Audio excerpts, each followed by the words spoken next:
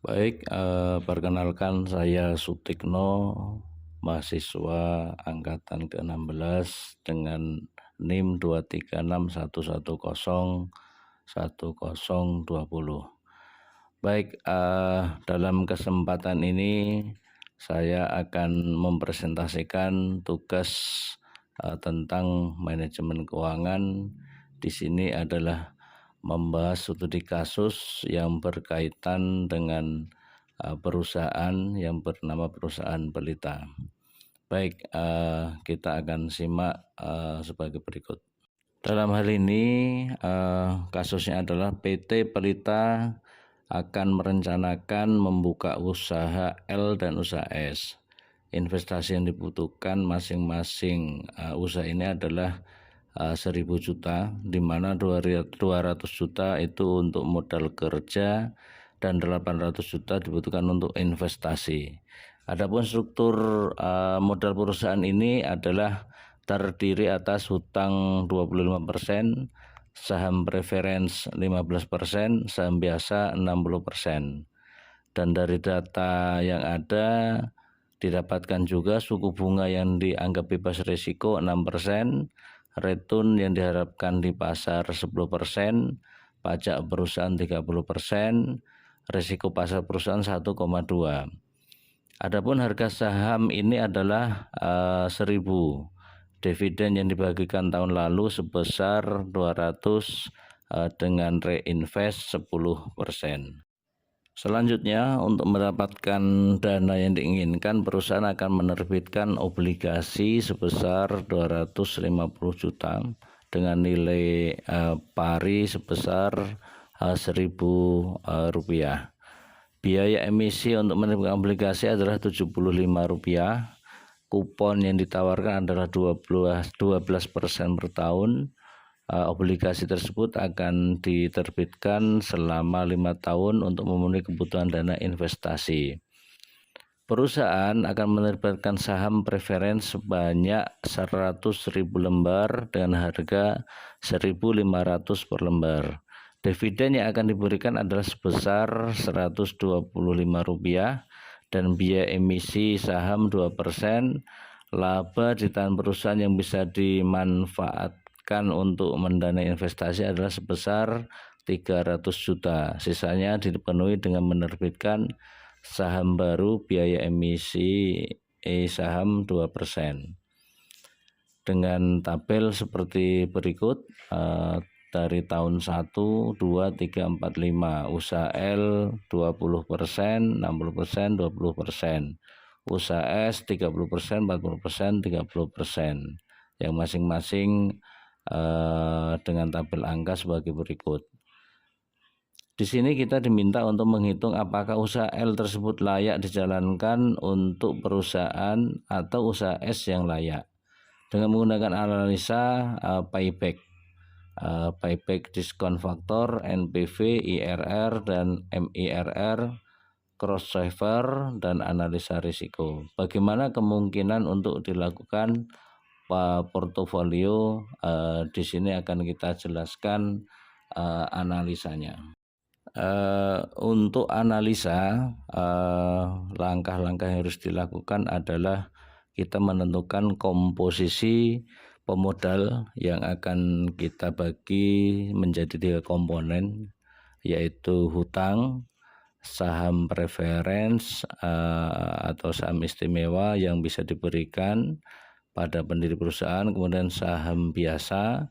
Selanjutnya kita tentukan presentasinya. Dari presentasi itu kita dapatkan hutang itu 25%, saham preference 15%, saham biasa 60%. Jadi totalnya tetap 100%. Kebutuhan dana tadi adalah 1.000 juta. Jadi dari kebutuhan dana itu kita analisis, kita hitung di form Excel. Di sini ada struktur modal yang terdiri dari hutang, saham preferen, saham sendiri. Kemudian nanti akan kita hitung komposisi dan dana yang akan kita dapatkan. Di sini untuk hutang itu tadi 20%, saham preference 15% dan saham sendiri 60%. Kalau di kurs ke angka berarti 250, 150 untuk saham hutang 250, saham preference 150, saham sendiri 300. Jadi totalnya adalah 700. Dari analisa pertama berarti kita kekurangan modal 300. Untuk itu kita rubah strukturnya lagi dan komposisinya ya. Jadi hutang itu masih 25%, kemudian saham preference 15%, modal sendiri kita 30%, kemudian kita tambahkan saham baru 30%, sehingga dana atau angka yang akan diperoleh hutang 250, saham preference 150, modal sendiri 300 dan saham baru 300, sehingga totalnya adalah 1000. Nah, untuk mendapatkan dana ini perusahaan akan menerbitkan obligasi sebesar 250 juta dengan nilai pari sebesar 1000. Biaya emisi untuk menerbitkan obligasi adalah Rp75 per lembar dan kupon yang ditawarkan adalah 12% per tahun. Baik, selanjutnya adalah kita menentukan besarnya obligasi, biaya bunga berdasarkan tahun investasinya gitu ya. Jadi dari tahun 0 sampai tahun kelima. Di sini di tahun 0 hasilnya adalah min 925 karena ada biaya obligasi sebesar 75. Jadi min 1000 dikurangi 75 jadi min 925. Di tahun pertama itu adalah 120 karena dikalikan 12%. Kemudian tahun kedua sampai keempat sama 120. Di tahun kelima itu ditambahkan 1000. Kemudian nanti akan kita temukan biaya bunga dengan menggunakan rumus IRR. Dari rumus IRR ini adalah kita blok dari 0 sampai tahun 0 sampai ke 5 sehingga didapatkan hasil biaya bunga sebesar 14,19%. Kemudian untuk berikutnya adalah kita mencari KD atau cost of debt. Jadi di sini kita akan mencari KD itu dengan rumus biaya bunga dikali 1 dikurangi tax gitu kan. Jadi biayanya bisa ketemu 9,94%. Itu karena taxnya adalah 30% dari bunga biaya emisi yang 14,90%. Jadi didapatkanlah 9,94%. Jadi ini nanti akan kita masukkan di tabel cost yang ada di tabel Excel kita. Maka didapatlah 9,94%. Selanjutnya adalah kita akan mencari biaya saham preference atau KP. Jadi untuk biaya saham preference ini rumusnya adalah dividen dibagi price, dalam hal ini 1 dikurangi emisi. Tadi kita sudah menyampaikan untuk dividen yang diberikan adalah sebesar 125 dan biaya emisi adalah 2% dengan saham preference sebanyak 100.000 lembar dengan harga per sahamnya adalah 1.500 lembar. Maka didapatkan biaya saham preference adalah 125 per 1.500 dikali 1 dikurangi 0,02. Maka setelah dihitung kita dapatkan biaya saham preference itu adalah 8,5034% gitu ya. Selanjutnya kita masukkan di tabel cost yang pada titik di saham preference, yaitu kita bulatkan menjadi 8,5%. Langkah selanjutnya adalah untuk mencari modal sendiri, yaitu menggunakan rumus CAPM yang terdiri dari ER sama dengan RF ditambah RM dikurangi RF dikali beta. Jadi kita dapatkan tadi betanya adalah 1,2, maka RF-nya itu adalah 6%, RM-nya 10%, dikurangi RF 6% dikali 1,2, maka didapatkan untuk modal sendiri itu 10,8%. Kita masukkan di tabel cost di poin modal sendiri 10,8%. Untuk selanjutnya adalah kita mencari modal untuk saham baru, gitu ya. Jadi untuk saham baru itu rumusnya adalah KS sama dengan ER dibagi 1 min E atau emisi. Jadi ER-nya adalah 10,8% atau modal sendiri, kemudian dibagi 1 dikurangi emisi kita, yaitu 0,02%, sehingga didapatkan nilainya adalah 11,02%. 11,02% ini kita isikan di tabel cost yang lurus dengan saham baru, sehingga didapatkanlah nilai 11,02%. Baik. Untuk berikutnya adalah kita mencari COC, di mana COC ini akan kita dapatkan cost dikalikan dengan komposisi. Jadi mulai dari hutang, saham referen, modal sendiri, saham baru.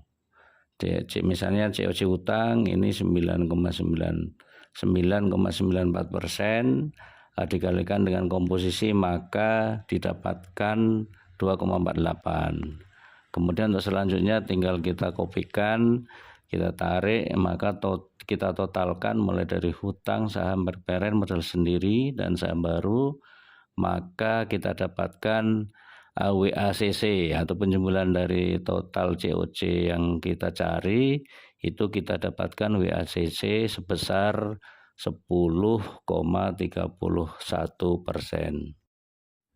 Baik, ini adalah tabel COC tadi yang kita cari, yaitu 10,31%, yang disebut dengan penjumlahan WACC. Kemudian reinvest adalah 10%.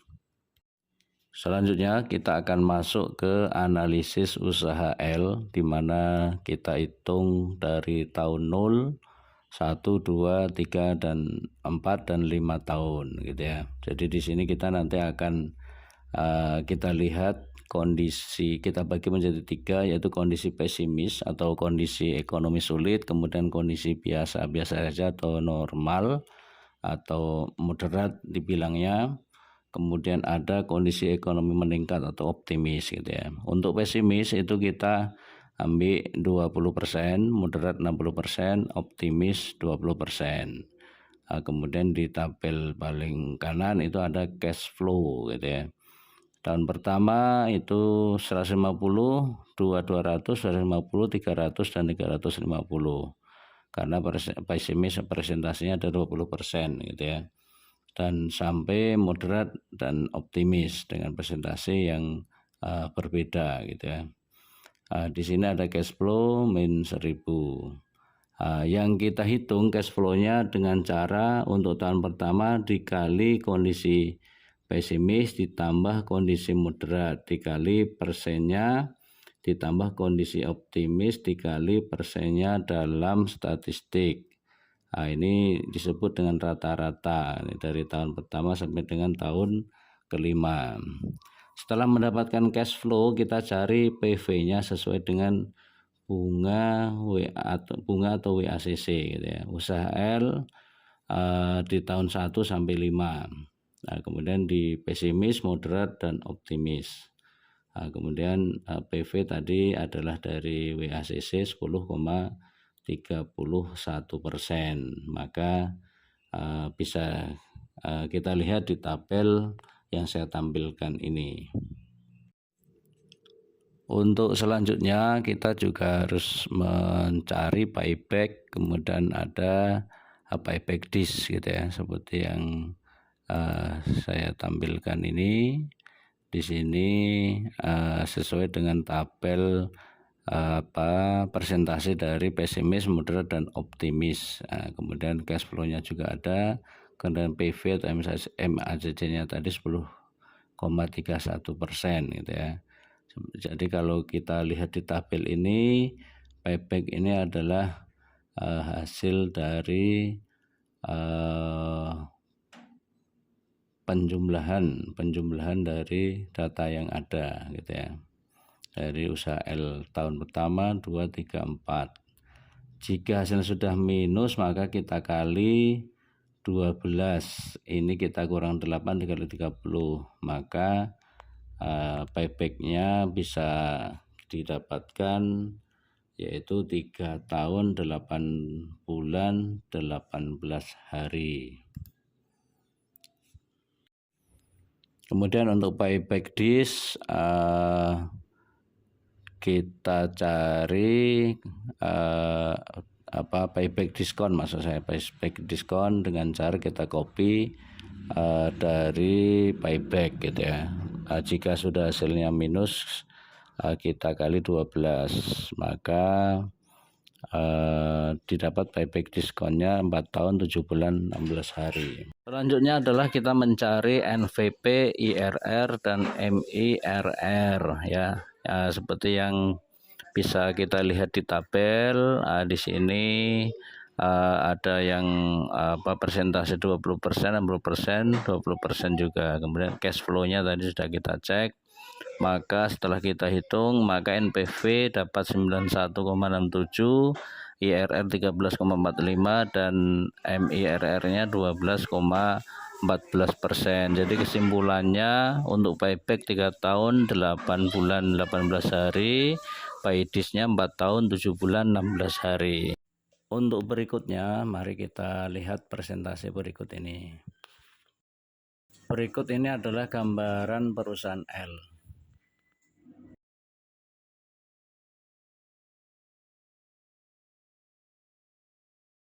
Kemudian bisa kita lihat gambaran dari perusahaan S.